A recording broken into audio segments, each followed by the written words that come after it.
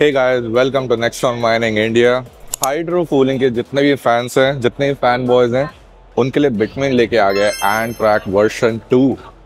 काफ़ी कुछ चेंज कर दिया इन लोगों ने, काफ़ी बड़ा बना दिया। मेनली तो जो एंट्रैक V1 था वो काफ़ी छोटा लगता है इसके कंपैरिजन में, बट इसके भी रीजंस हैं, why the size has become bigger. The heat reusability capacity is much higher. उसका रीयूज कैसे करना है उसके लिए भी उन्होंने सेपरेट ऑप्शन दे रखे हैं।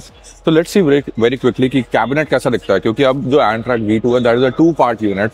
सो you get this cabinet where all the water supply, pump, power और माइनस फिट होंगे, and then there is this dry cooler from which you can reuse the heat if you want, right. तो ये दो separate unit जैसे जो बनाए, एक ही में इनकॉर्पोरेटेड नहीं है जैसे एंट्रैक V1 था।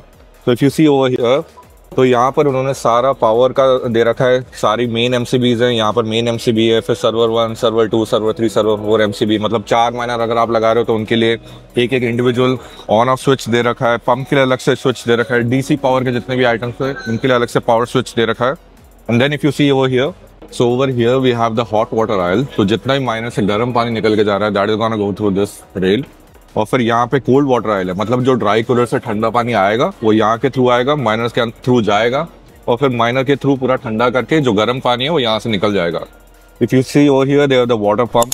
तो यहाँ से पूरा पानी पंप हो रहा है, पूरा सर्कुलेट हो रहा है पूरे सिस्टम में। Then they have the power cables and everything. तो मतलब अगर आप ये एंट्रैक V2 लेते हो देन यू गेट एवरीथिंग, जितना भी सामान चाहिए to run a hydro miner you get everything. इसमें दो कॉम्बिनेशन आपके पास मिलेंगे।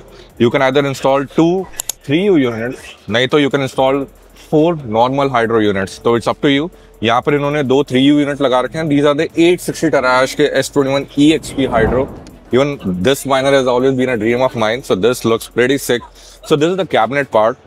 Once all the water is circulated there, it goes through this dry cooler. It comes with a nice HMI. So ये पूरा यहाँ पे जो स्क्रीन दे रखी है that is called HMI. So यहाँ से आप पूरा इसको मैनेज कर सकते हो।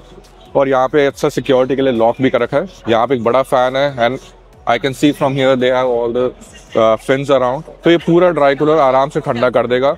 यहाँ पे प्रेशर गेजेस हैं, you can check the pressure.